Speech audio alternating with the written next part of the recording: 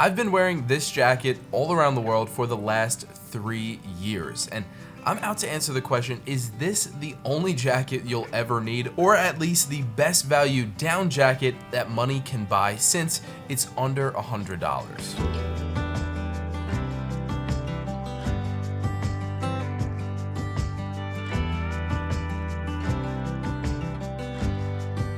My name is Matt Zeffi and I make outdoor videos, whether it be outdoor gear or outdoor clothing. And in this video, I wanted to talk all about this jacket, the Decathlon MT100 Forclaz down jacket. I'm gonna talk all about the materials and construction, the fit and sizing, the design, how it's held up over the last 3 years, and whether or not this jacket is actually worth that price point. And also, is this the best jacket for its value? We'll cover all of that in this video, so stay tuned.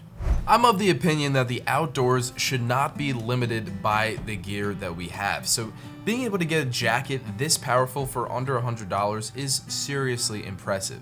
This jacket has an 800 fill down power. And being that it is a down jacket, it combines the perfect amount of insulation with lightweight that makes this great for backpackers and just everyday hikers as well. The way that down works is by trapping air, and basically that air creates a thermal barrier or an insulation around your body, offering excellent warmth to weight ratio. We all know that you can get a massive down jacket or down parka, and then you're gonna have this bulky jacket at all times, but to have something this small makes all the difference. Now, down jackets are not known for their water resistance. While they may be really insulatory and lightweight, they kind of suck when it comes to humidity and if it's raining. This jacket does have a polyester shell that is covered with a water repellent. However, I've found that anything more than really a light mist tends to be not so great for this jacket. Also, another one of my criticisms of this jacket has to be that it really does trap moisture inside, especially in the armpit area for me.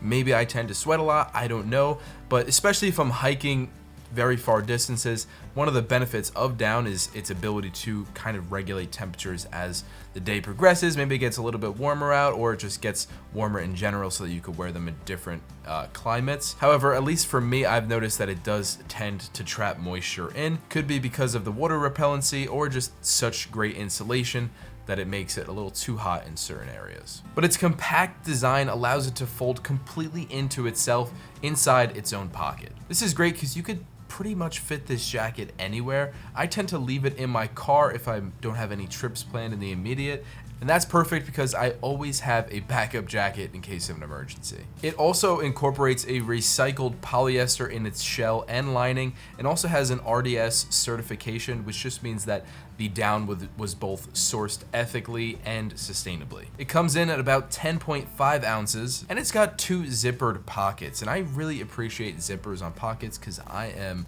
always dropping things. It does have elastic around the sleeves here, which is quite nice because it helps to keep in more of that warmth. This model also comes with a hood, and that's really helpful because it adds that warmth. However, style-wise, I definitely prefer the newer version, the MT500, although it does have slightly less down insulation. Their colorways are nicer, and I just think it looks like a better jacket despite not having that hood. I mean, the hood does look a little funky. Come on now.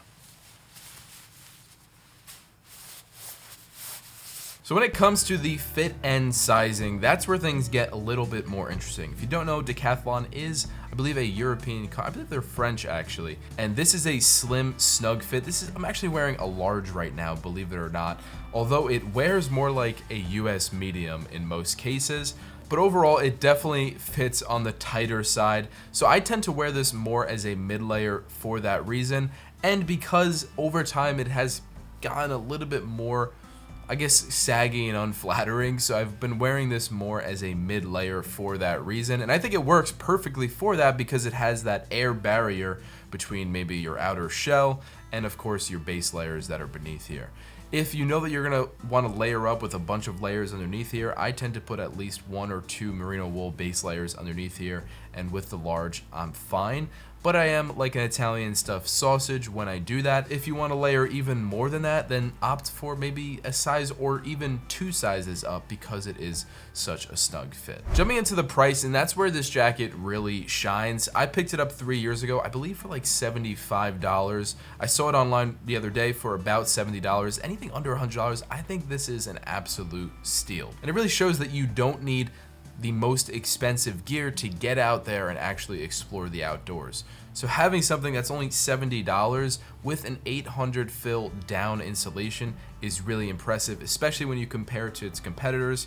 Things like the Patagonia down jackets at a similar down insulation, and also Arc'teryx, of course, are going to be significantly more expensive. So how has this jacket held up after 3 years of use, from Yellowstone National Park to Zion to the Camino de Santiago in Spain? And the down has remained by and large in the same position that it did when I first bought it, so I definitely appreciate that. And of course, if I threw this in like the dryer with a tennis ball or something, I think that it would help fluff it up even more.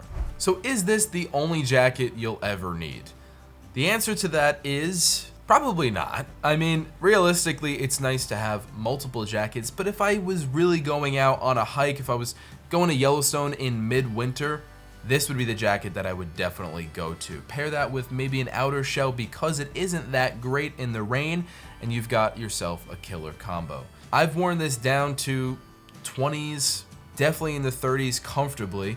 And I think that it's a really, really warm jacket overall. So for that reason, I think it's a perfect addition to your entire layering setup, but I don't think it's the only jacket you'll ever need. However, it would probably be one of the first jackets I would purchase if I was looking into getting into backpacking, ultra light backpacking, and really just any winter hiking as well.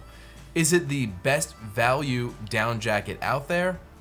I would say yes. Maybe that's controversial, I don't really think so, but for under $100, 800 fill down insulation, I've worn this in very cold temperatures, packs into itself, and overall, I just think it looks pretty sweet. So I would say it is absolutely one of the best value down jackets on the market. But what do you think of the Decathlon Forclaz MT100? Is it worth the price? Is it one of the best down jackets out there? Let me know in the comments down below. If you got anything out of this video, be sure to hit that like button. If you're new here, please consider subscribing to see a ton more videos like this. I've got so much more coming. Thank you so much for watching, and I'll see you out there on the road.